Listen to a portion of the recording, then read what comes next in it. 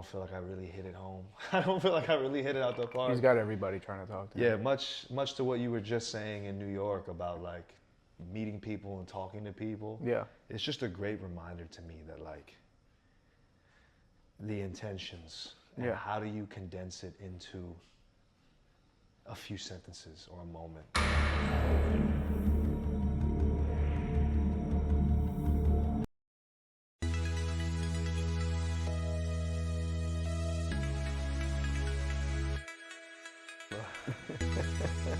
Yo, Cheers, brother. cheers. We here. Derek Lorenzo. Ladies and gentlemen, welcome back to Beyond the Hustle. Not even sure what episode this is anymore, but nonetheless, we're live here in the heart of Chelsea, New York City. I'm sitting next to somebody that's, I don't even know where to begin. He's always been an inspiration to me, and I'll tag some of his bodies of work in the description, but I'm here with Derek Lorenzo, a creative director, self-taught master photographer, overall content creator, cultural painter. I mean, this guy channels some of the most amazing concepts, stories through his work. And I'm very honored and grateful to be sitting here in his humble abode, this beautiful classic Chelsea apartment out here on 8th Ave, right? We're on 8th Ave right now? Yeah, we're on 8th Ave. Yeah. Thank you for having me, Derek. Thank you, Welcome to appreciate the that. show, Beyond the Hustle. Thank you for that intro. Yes, sir. I mean, I think it's just the tip of the iceberg. I mean, how Yeah. can I really put into an intro Yeah. that which is you? Yeah. I mean, how many times have we done this just throughout the years, right? That's true. This might be the first time ever where we had a nice Now it's like recorded. It's locked in recorded now. sit down. Yeah. I mean, we've had countless conversations where we've tapped into some of Oh my God, yeah, it's insane. some of the elements and the philosophies. And Over the this though, ingredients. over Always over a little you whiskey. know? Why not? Oh my God! Thank you, sir. I just feel like Cheers. the thoughts just run a little bit better when you're drinking a little bit, you know, a Right. little whiskey in hand. Something that I think has been kind of on the tip of people's minds or conversations has kind of been this idea of what does true self-actualization look like? Is that the same coin, other side of enlightenment? But then we kind of naturally talk about, you know, all throughout history, you know, some of the most enlightened individuals get to a point where they've achieved everything. Yeah. They become self-actualized. They reach their potential. Not saying that we're there. No, far But from it. what do men and women at that point essentially do? Once they reach it. They have conversations. Yeah. Right? And then you think about like back in the day, so to say, the pride of a man's life was his library. Yeah. Like when you look at those old Yeah. photos like in London or Yeah. Paris, like of the wealthiest men. Yeah. It's like a giant library. That's their phone.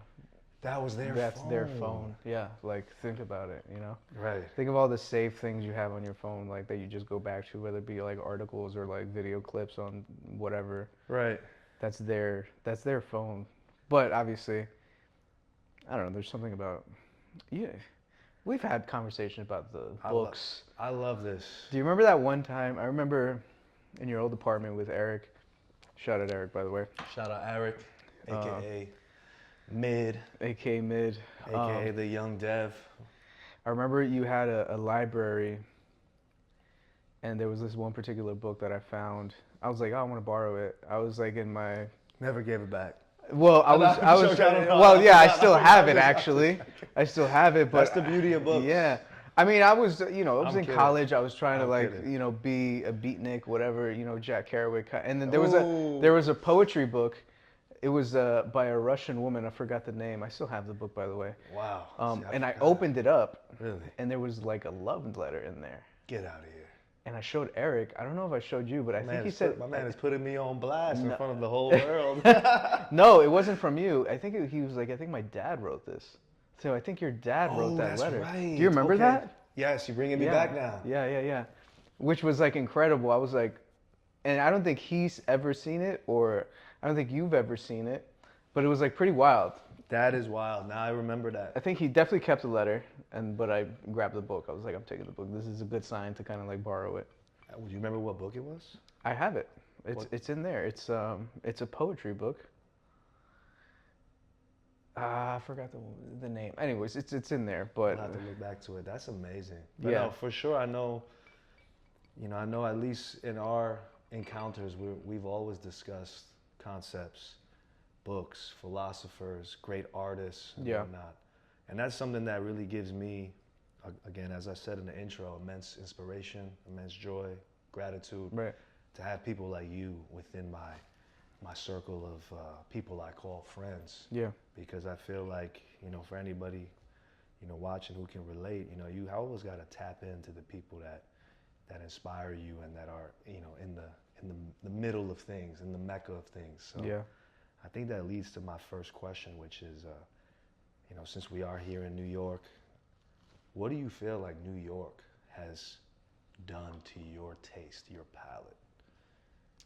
I think the good thing about New York is that you're exposed to so many different cultures and subcultures here. Especially if you were born and raised here, Right. I think for me at least, I had a group of people that really resonated with me in different phases of my life, right? Right.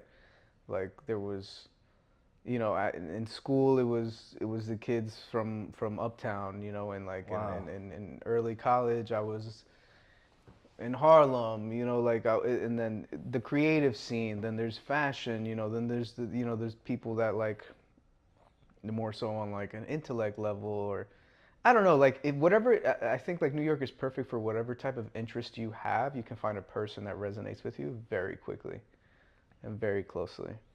Right. So I think like it was very, very eye opening, and Right. like I think like everybody that you meet exposes you to something new, Oh which is like tough to do. I feel like in other cities. yeah. Hmm. Um, I mean, even with you, like I think like the I don't know if I could really say this, but like okay, well, I'll put it My this man way. knows all my I dirty know, I know. laundry. My man knows all I'll my. put it this way. I'll put it this way. We have various conversations coming up about speaking to people. Like okay, more so about like not overthinking what I'm saying, but more so just like saying it, right? Right. So that's what I mean. Like there's so many. I think it's not really.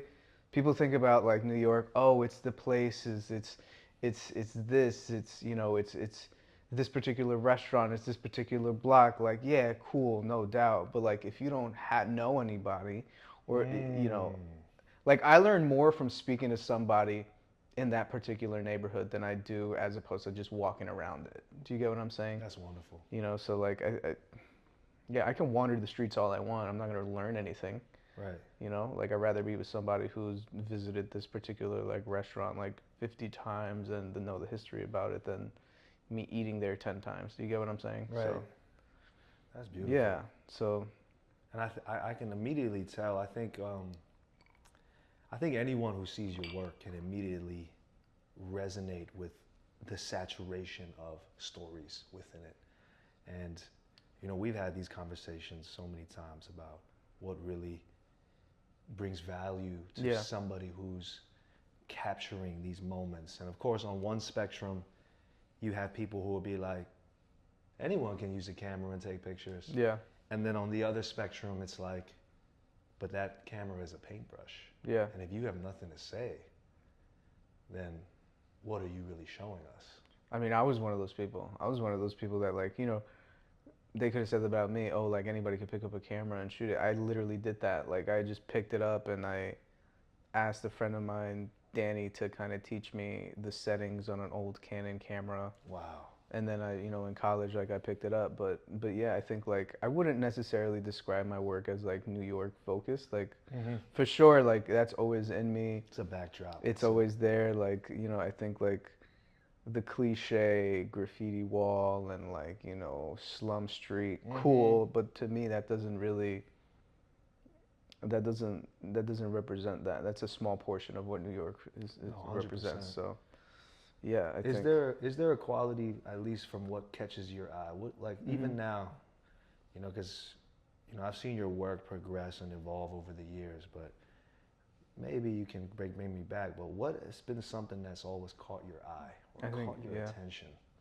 I think the details. I think like there's the details of something very subtle, um, be it like a particular section of a scene, very small section. I think it's almost like voyeurism in a way, like the way that I work. Like it's very like I'm I'm seeing a particular small little portion of what's happening around me, and I obsess over it.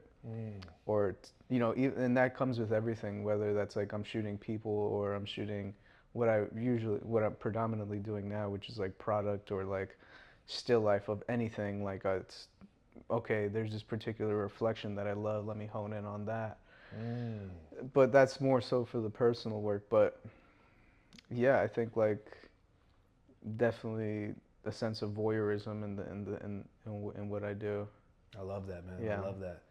I mean, it was very clear since the early days, whatever that means. But you know, the things you were focusing on Yeah. were just So different though back then. so different, so ahead of yeah. its time. I So don't, ahead I of its don't time. know. I think like I was still trying to find like what I liked. Of course, of course. You I'm gonna know, be very biased yeah. on this pod Yeah. because you know, I've always been a big fan, a big supporter, I appreciate and that. you know, your work always gives me a different way to look at things. And, Yeah. you know, very akin to like I think we spoke about like what's his name, the great Francis Coppola. Oh yeah. And Yeah. he had that prediction of in the future when everybody, you know, essentially has access to these easy, high production value tools. Yeah. Then that's when it becomes an art form. Yeah. And I I can think so. tell you've been channeling that for sure.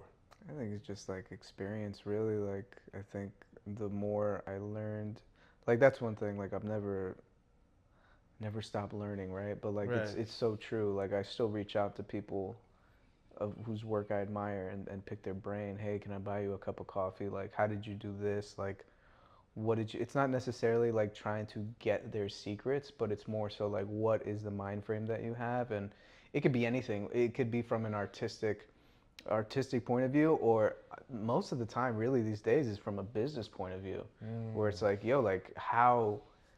Because, like you said, everybody can pick up a camera and shoot, and these days, a lot of people have. Like, a lot of people are shooting without knowing really how to work a camera, or they'll shoot and they have like 10 assistants to kind of like build everything, and which is fine. You know, I have no Right. beef with that. But I think for me, at least, I never want to feel vulnerable in my profession or in my, you know, Your craft. my crafts. Like Right, I want you to want be to know exactly yeah. how to work every single Yeah, aspect but of it. not to, like on a masterful level. Like at least to understand what light does, understand what a proposal, how to put a proposal together, what a deck entails, you know, how to speak to clients, being front facing. And I think like as my work progressed, it's more so like knowing how to speak to people, knowing how to speak to clients. Because listen, like you could be the most talented person in the world, Right. but no one's gonna book you if you don't know how to advocate for yourself, or even. Do you get what I'm saying? Like For it's sure, yeah. 100%. So 100%. Charisma, charisma. confidence, being a man of your word, just, you know, putting yourself Yes. on the front line and saying, and being accountable. Yeah. Saying, this is what I want to do, what I want to create. Yeah. This is how I'm going to do it. But it's saying that, and it's cool. You know, like I can have somebody, and I've had like I've had people that I've managed tell me like I want to do this, and like this is the vision I want to do. Okay, cool. How? Okay, great. That's how you do it. How does that relate to the business? How is that going to help the business? Right. So I think that comes with the experience. That comes with the age. Because I think when you're young, you're so like gung ho and like, Yeah, this is my concept is the greatest concept in the world, but they forget about the business. And the operations. You got to do both. And I learned that a lot from, you know, working at my previous job. So, yeah. 100%. And, you know, of course, this kind of leads to, you know, you as an artist, but also as a businessman. In that balance, do you have a why that drives you? Yeah, I think my why is a lot different than it was maybe 5 years ago. I think now I think about future family. Wow. I think about providing. I think about not having my family worry about particular money things. It's Right. like, yo, like, like it's that to me is like what I'm striving for. Right. Like before in the past, it was like I'm striving for being on set for a big set with like a big client. Cool. Done that. You've done it. Done yeah. it, but it's Just great. just Google his name. No, I mean, I'm not saying that like I've been on these No, sets, you've but had some. You've had but some I've had the people. experience to kind of do those things, and that's great and all. But you know, there's so much more that like is more important than just that experience. You get the experience, Right. great. You know what it feels like. Now the next time that you're on a set like that, or you're speaking with a client like that, it almost feels like second nature. Right. At least for me. Like now I'm like I can, great, cool. Calm with it. Yeah, but now I'm thinking about like, okay, this job will help me get this.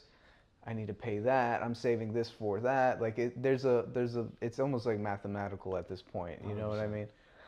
I gotta pick this thing up in like 2 minutes, brother. I'm so sorry. It's all good. It's all good. It'll be quick though. Take a pause. Take a pause real quick, yeah. They just. I saw it when you came in here. It's a little granddaddy date. Oh, that's beautiful. And I put on a. Did you polish it? Yeah, I polished it, and I also I picked this up in Switzerland. Can I see it? Yeah. All right. You can see mine. Yo. So this podcast is now a watch podcast. This is BTS. Yeah. Now we're talking watches. Today I met Moses. Oh, you did? I met Moses. What year is this? That's gonna be like 1976-ish. This is 36. And it's if you wanted to Google it, you would type in like granddaddy date just. So they're like vintage date just. I've been looking at like more and more. And they go for like 5 to 10K. Even with the leather band?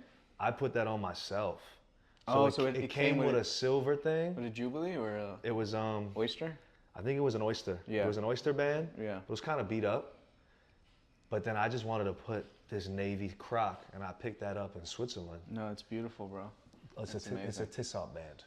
Really? Yeah, so it was like $100. But like I had that vision, like I wanted to put the navy on the silver. No, that's more and more. I've been looking at like dates with like the leather band. Right. Whatever. Right. That's a different podcast. That's a whole different pod. That's a whole different pod, but that's recorded. All right, I'm back. Two young New Yorkers discussing watches, some timepieces. And Moses, man, this guy is on the go. Oh yeah. Oh my God. I'm sure. The spiel game is insane. Do I sound good? Yeah, you sound great. He was gracious enough to give me about 10 minutes to like talk to him and spiel him. Great. I don't feel like I really hit it home. I don't feel like I really hit it out the park. He's got everybody trying to talk to him. Yeah, much to what you were just saying in New York about like meeting people and talking to people. Yeah. It's just a great reminder to me that like the intentions and how do you condense it into a few sentences or a moment, and like I don't think you can, bro. it's hard. I mean, it's either there or it's not. Like in hindsight, there's always a couple things. It's like in hindsight, the things I wanted to say or I did say. Yeah. In hindsight, you're like, probably should have went this way with it. Yeah. To get that. But it's part of the process. It's part of the process. I try not to romanticize New York anymore. I don't think I've romanticized it in a very long time. Right. I mean, to me, it just feels like kind of tired of it, to be honest. But I mean, that is its own thing. I mean, this is a good segue to how have you, and of course, being in a state right now, you're still growing, you're still evolving, you're still learning how to cultivate even more. But how have you personally managed rejection or managed or dealt with the no's? In general? In general, in business? I think like... in shoots, in pushing concepts forward? I don't think it doesn't really hit me as hard as one would think. I think like I've been rejected plenty of times, or I've not necessarily rejected, but where it just where you kind of second guess your own worth and your own work. That's happened a lot more than rejection, and I think that's probably more dangerous than actually hearing no, because the do you get what I mean? Like I think like I like how you broke that down. yeah, that I mean anybody could tell me I've been getting denied. I've gotten denied plenty of times, whether it be from work, whether it be from a boss, whether it be from a girl, whatever. Growing up, like it was always whatever, cool. Like no doubt, I'm still gonna like pursue or like try or whatever. But I think when someone makes you feel as if you're second guessing yourself, that is dangerous. And that doesn't necessarily need to happen from someone else doing that to you, but it can happen from your own self. And I think that is super dangerous because I think like that sort of like negative thought creeps into everything else. Do you know what I'm saying? So, right. You're. Yes, sir. We're in the heart of New York. YL, Stalker in the background. Stalker's episode's coming up. Yes. Yes. Next. Love. Yes, sir. See you guys later. See you out in the jungle. Peace. Peace. Peace. That's fire. That brings you back, man. That brings you back. I know. Just people coming and going in the crib. Artists. Yeah. Creatives. It's the Mecca. I know. Your household is the Mecca. But no, yeah. But very well said, Derek. Very articulate, very well said. And that also kind of makes me think about, what you think is your true north, your on the compass. What is that thing that is constantly driving and inspiring you? I know you mentioned family earlier, future family, but what is that thing that is like, that's your sail? Well, I think with just I always feel like I can do better. I keep talking about work, but like that is a big proponent of what my main focus is these days. I think like I'm always trying to get a bit better than the last shoot or the day before. And I don't think I'll ever reach that point of being okay with content or being happy with what's happening. But I think that that journey, that's kind of my north. Right. That's kind of trying to just get better. That sounds so stupid. I'm sorry. It's fire. Quick It's so blooper. real. Nah, I think like I don't. The north is tough, right? Because like I think like the more you think about that, I feel like it's a bit of a distraction from like what you're currently doing. Like I think like the more you think about like what's happening in next month or like next year, kind of takes away from like what you're doing actually in that moment. So again, like family is super important, providing for a future family. It's not really acceptance, to be honest. Like I think a lot of people probably strive for that, like, oh, I want to be accepted by my favorite, whatever it may be. Right. But no one really cares, dude. Like I think like no one is watching you the way you think they're watching you. And I think like once you get over that and once you accept that, the door to everything else just becomes way more clear and like apparent. Like it's Beautifully said. yeah, it's just no one cares that you're staying 2 hours after work in the office. Like no one's gonna notice. They will, but you'll get a 2% bump in raise. Like no one. If you're gonna do that for yourself, knowing that okay, I'm working harder than everybody else. You know what I'm saying? And I think like that's huge. That does something for yourself, not necessarily for anybody else. But I don't know if I have a north. I do have. It sounds like you really Kinda. do. I mean, essentially I don't what know. I'm understanding, if I can kind of say it back to you, is this perpetual,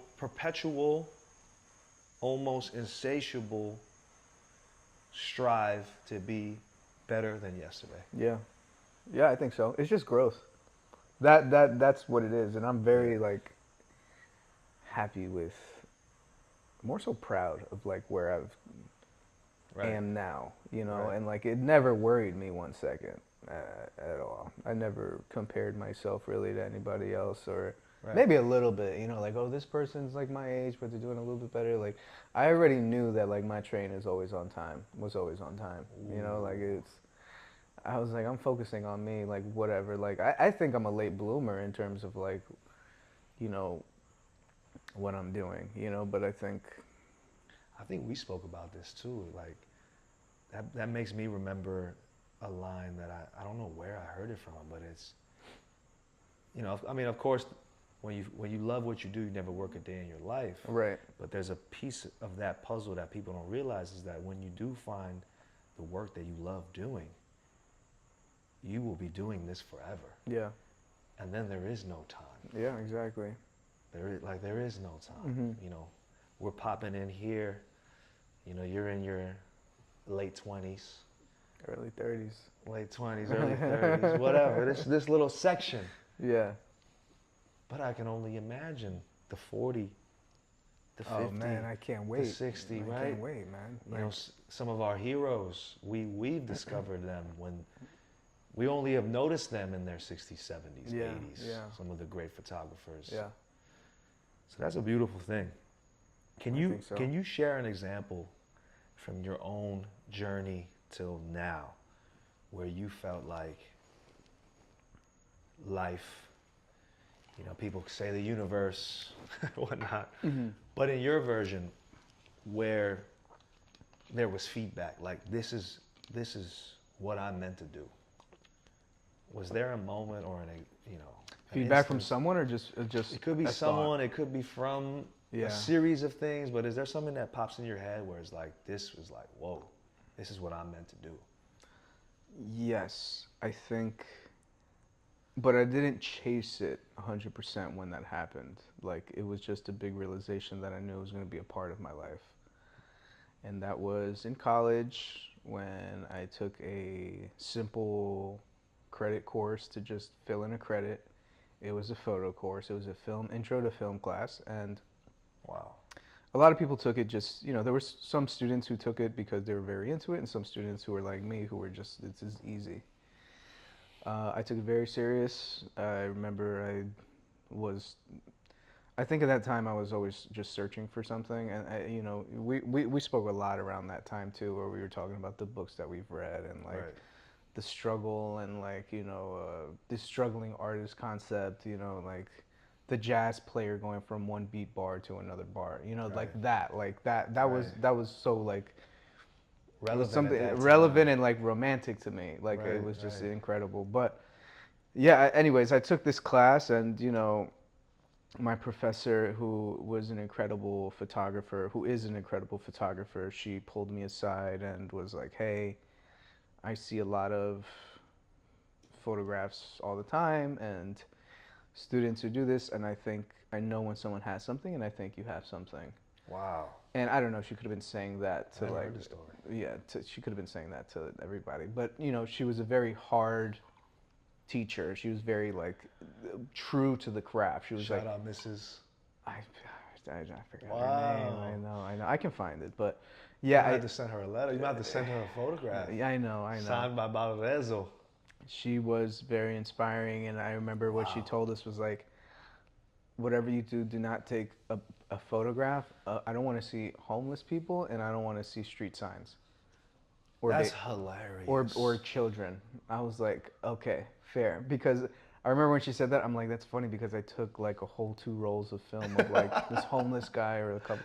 You know what I mean? It's so Right. easy to like. Right. It's like don't bother them. Like they already have enough to worry about. Right. So, but anyways, yeah. When she told me that, I was like, okay, like it that it wasn't much, but for me at the time, it was like, oh, like this is, yeah, like I'm gonna pick up a camera and do some shoots here and there. But I was a kid. I didn't really know how to make monetize it. Obviously, you know, I was just doing it for fun, and then working in the fashion industry, the menswear industry. I Of course. eventually found a lane to kind of utilize it, and then somebody wanted to pay me a little bit of money, and I was like, yeah, I'm doing this. Like, Right. but it didn't really like happen until maybe 5 years after that. You know, so it was. Well, happened in terms of me like, yeah, I'm doing this. Right. That was the first moment that I can think of that kind of made me, that kind of lit a fire under me of like, yeah. Wow, that's really cool to think about that first spark because I've had plenty of them though, but that's the only one that like I really kind of stuck with. I'd imagine, right? Yeah. On this journey, there has been many Yeah. reminders or indicators. Yeah. Even as you tell me that story, I'm curious. Maybe if I can phrase this right, what do you think will still give you butterflies? Is there still an idea or a concept or a moment, and not that you're chasing it, but that you have it in your viewfinder, you have it in your crosshairs? I think it's more. I mean, there's like, not saying that the type of photography I do isn't exciting or fulfilling, because it is. You know, from a photo perspective, from a business perspective, it is. Right. But you know, someone like an Ansel Adams. I don't know if you're familiar with Ansel Adams. He's a landscape photographer who has gone to these beautiful kind of mountains and, you know, taking pictures of that. I think being that free and finding beauty in that freedom, I think that gives me butterflies. The fact of like you're shooting truly for yourself, and not only are you doing it, but you're making a living off of it. I think that is very incredible. I don't think I will get there just because I still find beauty and like love and like what I'm doing now, but I think from, yeah, when I think of like butterflies and those moments of, it's almost poetic. I don't think what I'm doing now is so poetic. That to me is poetic, like going and, you know, spending days out on like the snow trail just to take a picture of like a particular animal and then finding it, and then, Wow. like, you ever seen that movie Walter Mitty? I love that movie. Remember that scene? Yes. That to me gives me butterflies. That to Yes. me, and like not even taking a Shout out photo of Sean it. Penn. Shout out Sean Penn. Shout out Sean But Penn. that was to me the epitome of Right.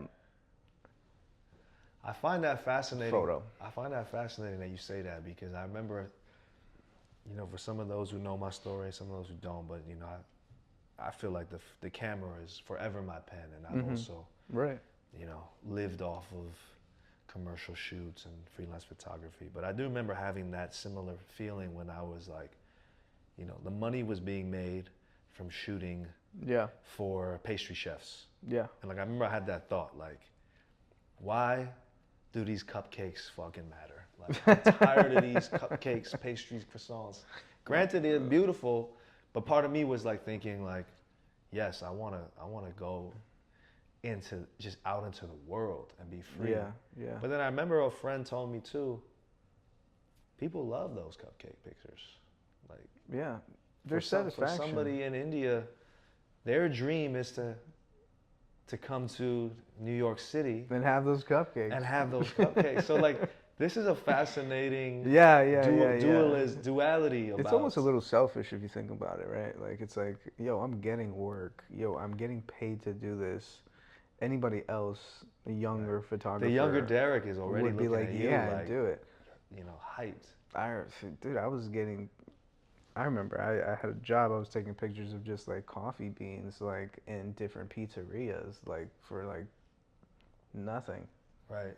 you know. And like to me, that felt like this is the greatest gig in the world, Right. like, you know. So it's a little different, but yeah, That's kind of why I'm checking in. It's kind of like what, of course you're in it naturally. Human beings, we're always so, you know, like the thing we wish for and what we want, when we get it and then it becomes normalized, Yeah. all of a sudden we think about the next thing. right. So that's why I'm checking in to wonder, like, now that you have kind of completed certain achievements, what is that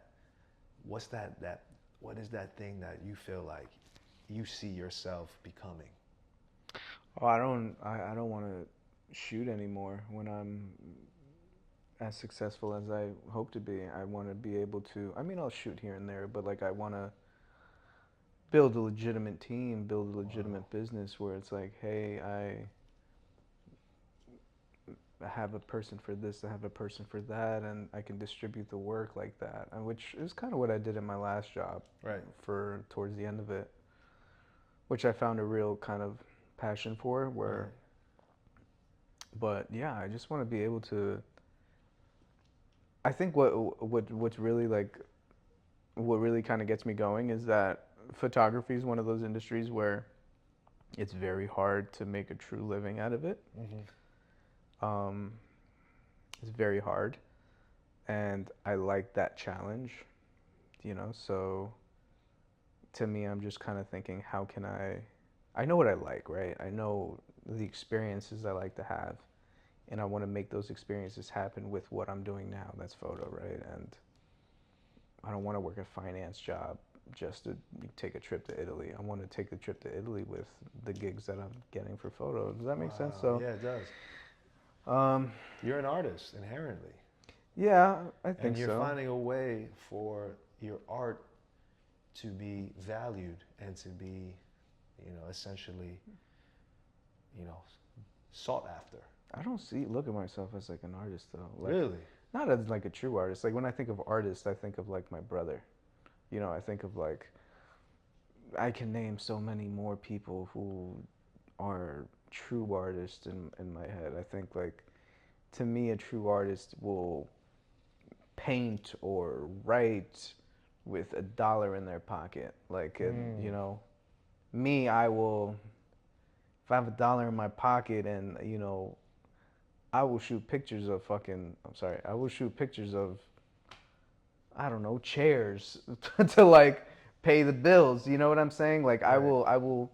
I'll play the game. I'll play the game. I don't know if a true artist would do that. You know, I think like a true artist has specific values that they stick with. And like, don't get me wrong, I have values, I have morals, but you know, I think being,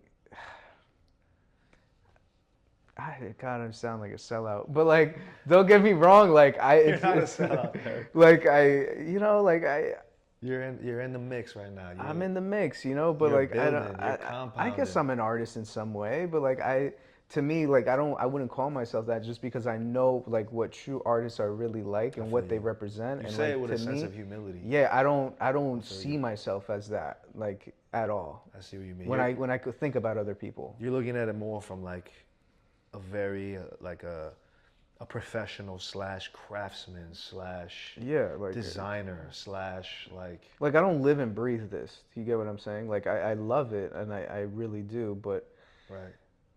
like I said, like I know people who will do this just to do it, like because they have no option to do it. Right. Like it's in their bones to do it. Right. Like I won't pick up a camera on my off day. Do you get what I'm saying?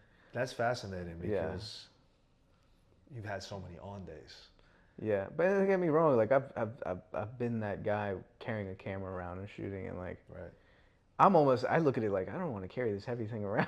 Like I don't want to have something to hold. Like, but Right. yeah, you know, there's more people who do it who really represent that, and you know, those to me are like inspire me the most. No, 100%. Speaking of off days, that makes me think of just environments or cities. What are some of the most inspiring environments that you've encountered within your lifetime up until this point? You know, I know you're very well traveled, Yeah, so I'm curious to hear what are some of I mean, the spots. shout out, Mama. Mama brought me around the world, man. Like, Yes, shout I out to the think like mamas. you know, Same as my yeah, own. like you're super well traveled. Your Thank you. brother's super well traveled. Like I think like that is one of the most underrated things that people don't do, honestly. It's the Like number one. It's the number one drug. I've learned so much just by a week here or a week there, and you know, at the time, like I'm like, I don't take it in as much Right. as I would now, but Right. you're still taking it in, and like those experiences or those sights, that meal, that painting, that view, whatever is gonna Right. stick with you, and it's gonna show you so much more. And I think whatever you're trying to do, especially as an artist, it's gonna come across um, way more as opposed to someone who's been stuck in their hometown their entire life. Right. But yo, like that's I totally understand. Like that is a privilege. You know what I mean? Like some people they can't do that. You know, Right. they don't have the means to do that, and that's completely fine. But I think when you do have that opportunity, whether you be with somebody else or whether you be with your partner, whoever, like if you have a chance to go, I don't know, just anywhere outside of your hometown, you will immensely pick up so much that you haven't before. Like you will see things in a new perspective. Number one city outside of New York, what would it be? Rome. Oof. Rome and Paris, man. I've been to Paris a bunch of times, thankfully, for work, and I think that I would say Paris. Nice. Paris. Really? Yeah. Paris and Italy, Paris and and Italy are like hand in hand. But like I've been to Paris a lot more, and I've had really great experiences in Paris, and it just made me.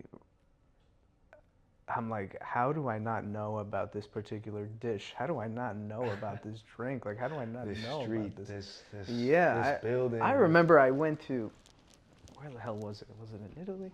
There's a Salvador Dali museum. Ooh.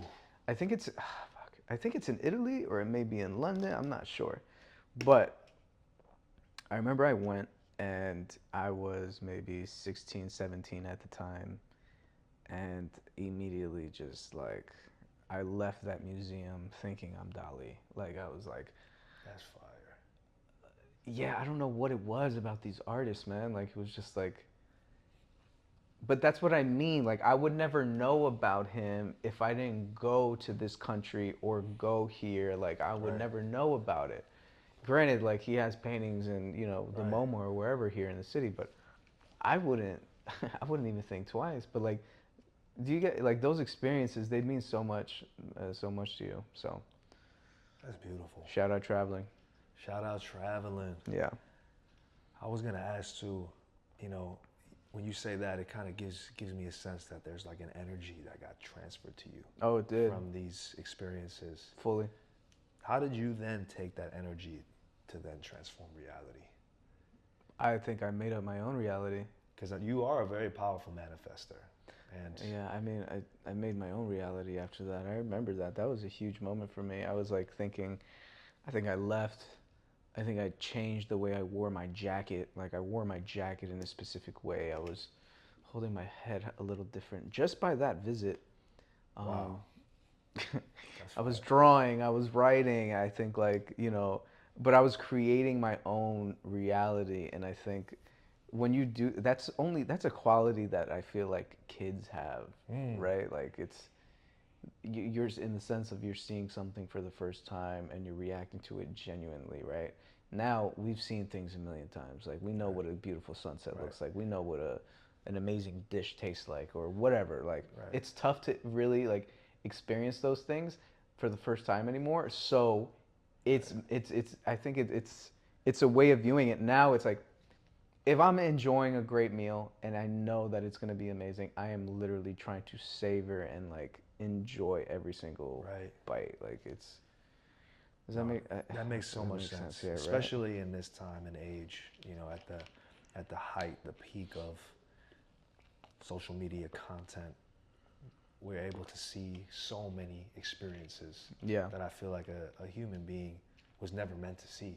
Yeah. So we've almost vicariously or voyeuristically lived through somebody else's experience. Through someone's experiences 100,000 times that have kind of taken away our first time. Yeah.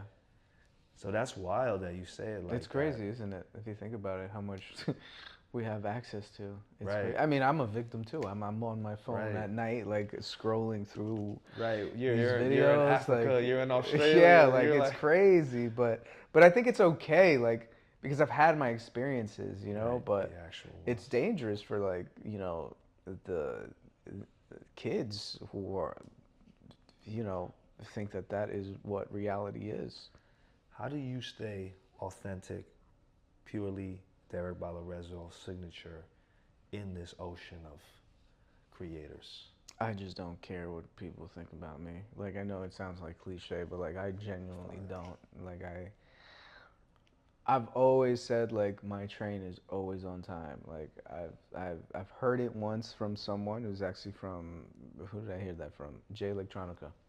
Dope. An interview years ago, and like that was like stood with me.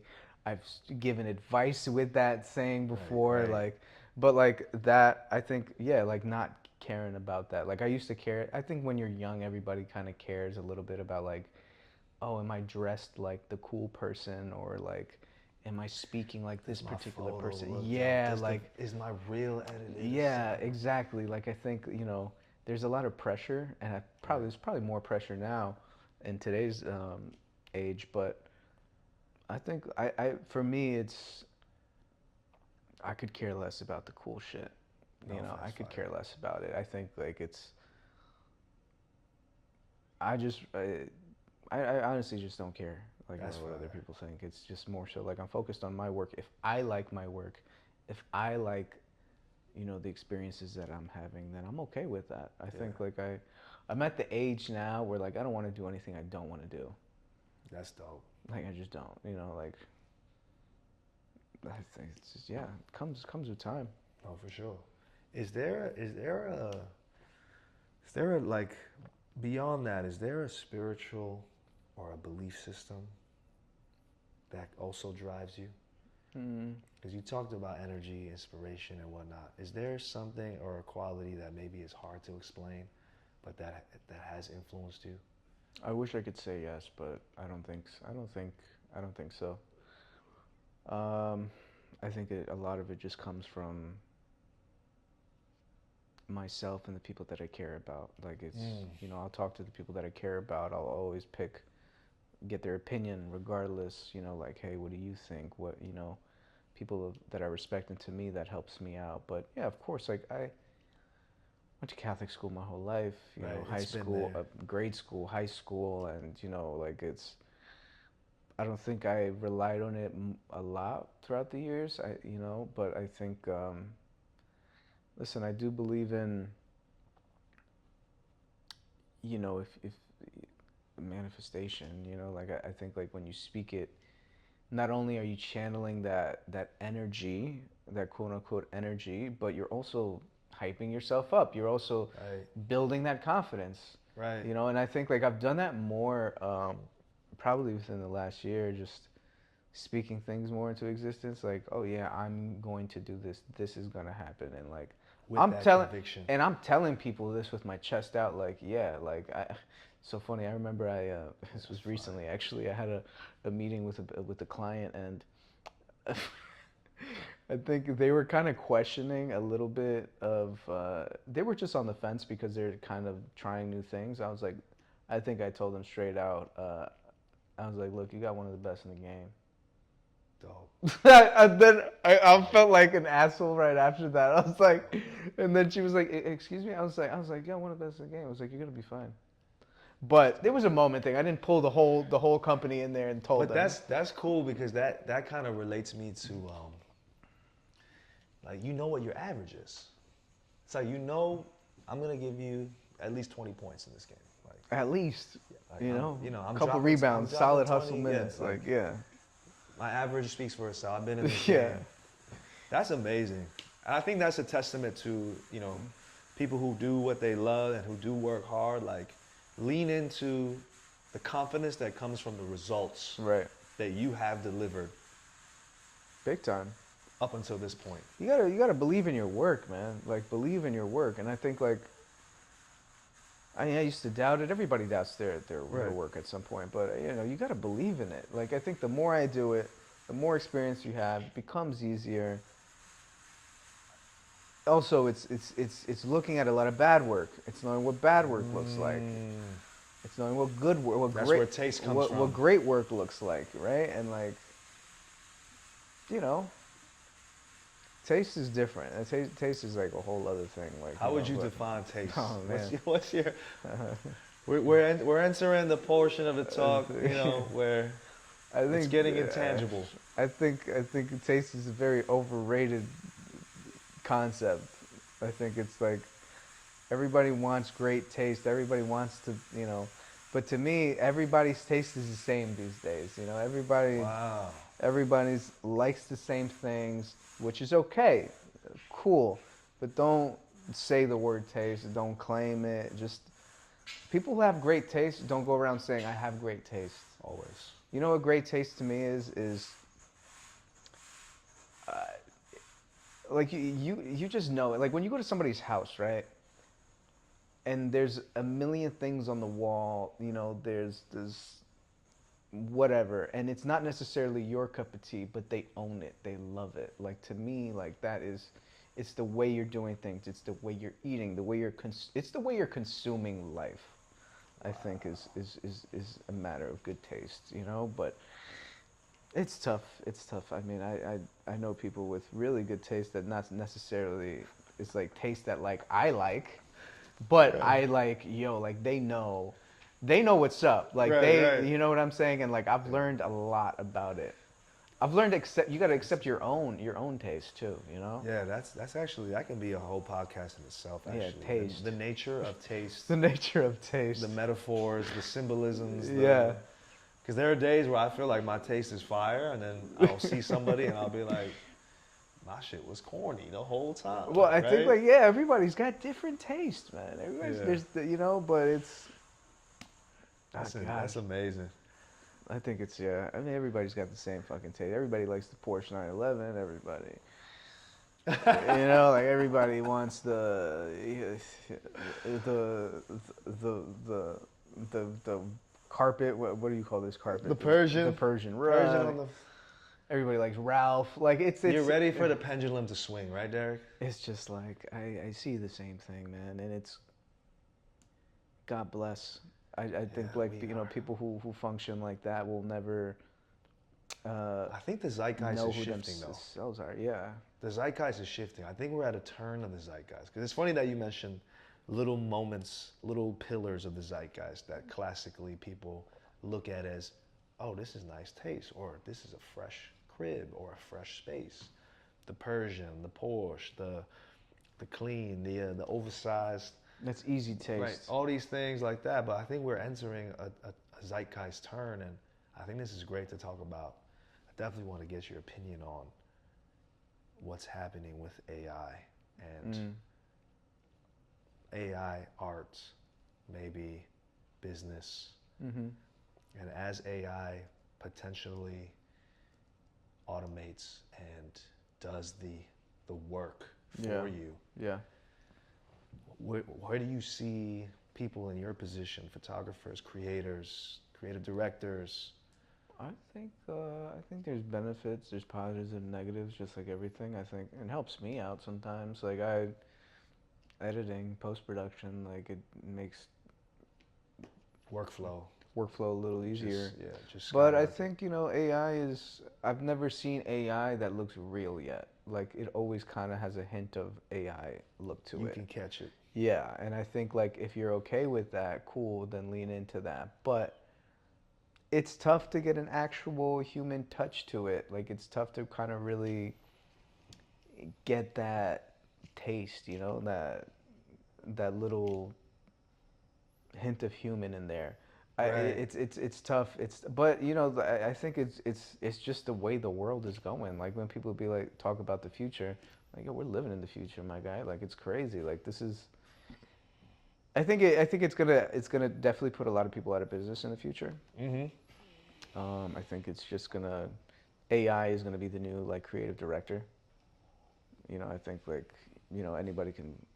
I think that's where it's kind of going. It's looking more and more realistic, but like to every day. Right.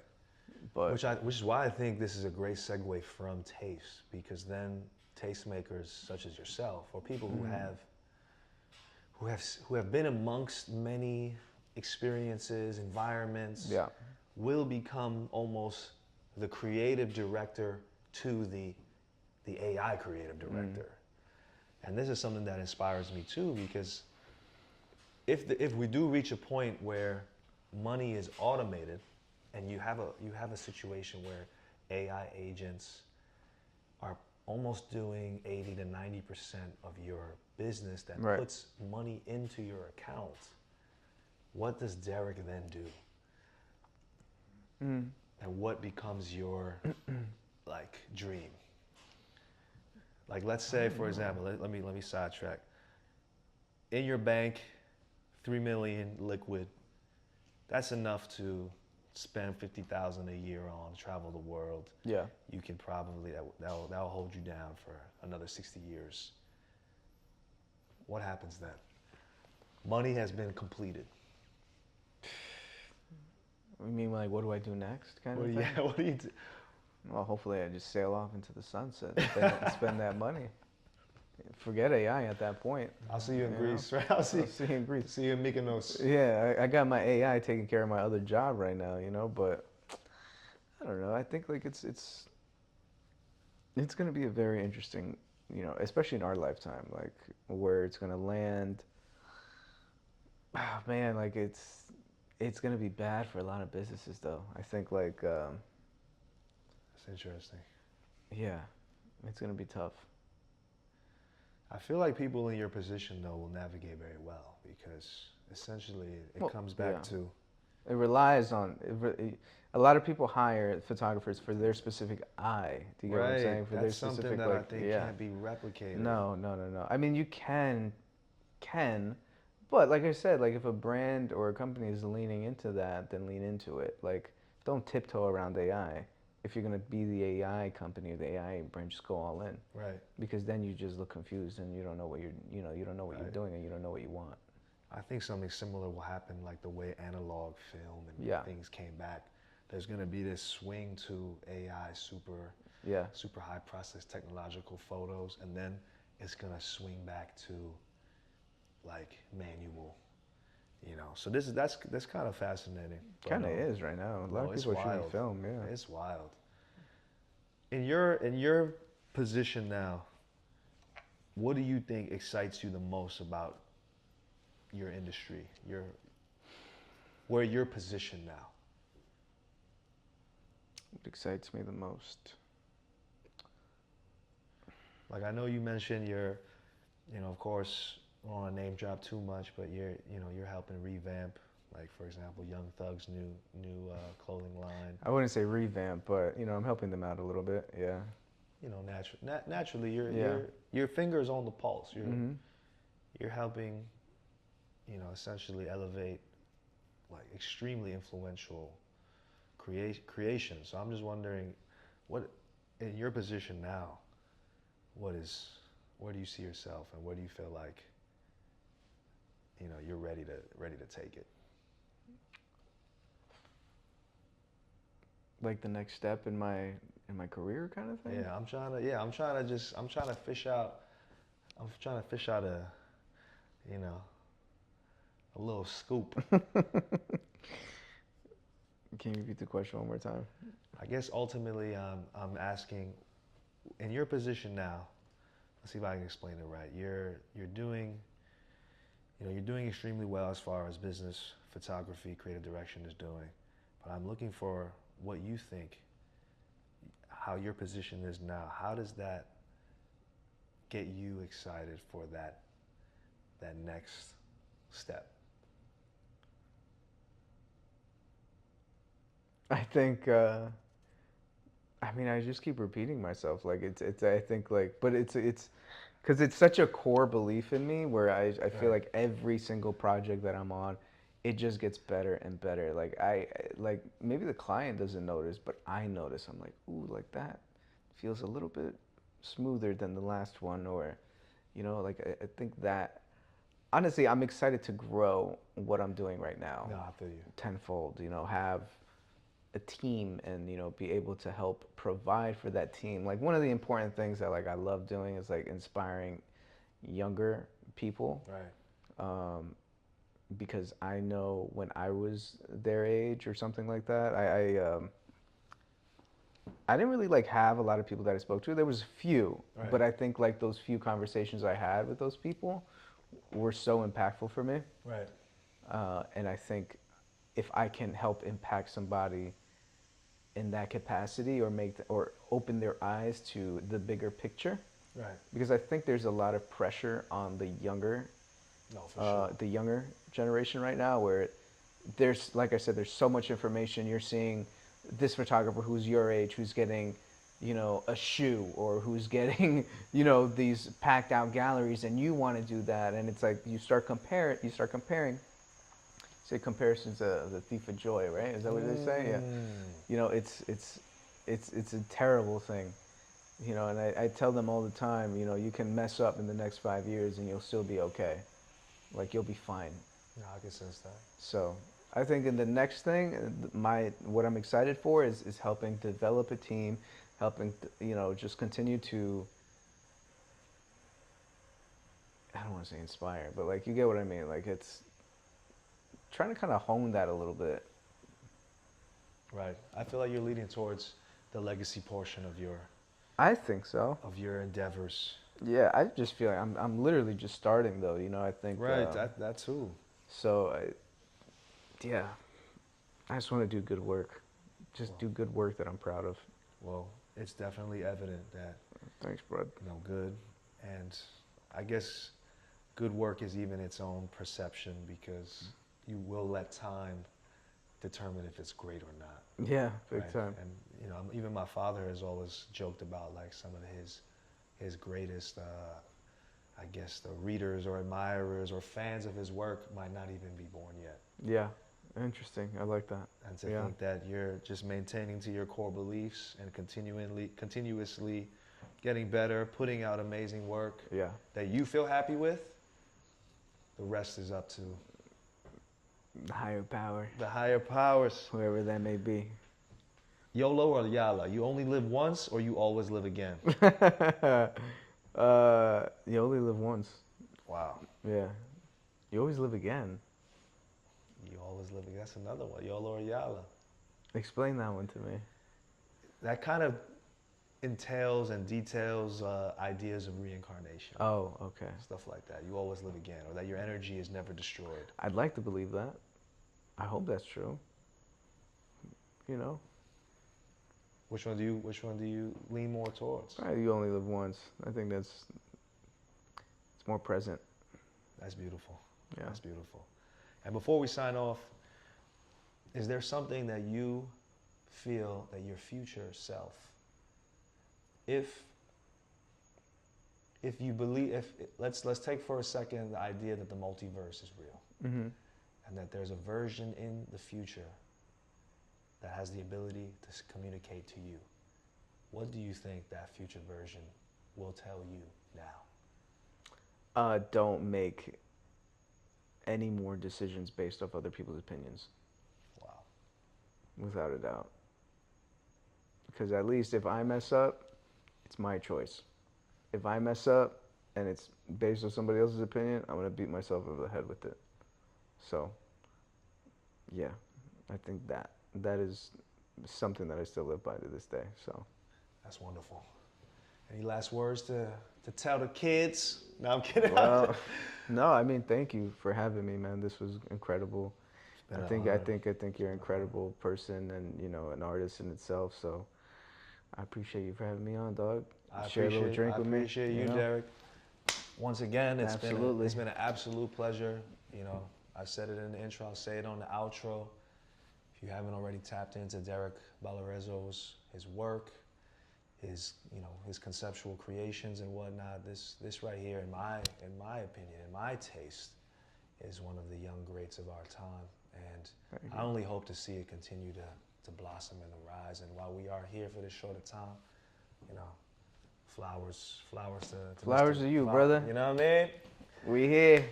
And I hope to bring this guy over to Taipei, Taiwan. That'd be great. For all my Taiwanese audience, your followers and whatnot who've been following this show, hopefully you'll be able to see some work come to Taiwan quite soon. But in true fashion, if you haven't already, smash that subscription button, comment, like, subscribe, ask any questions. It's been a pleasure.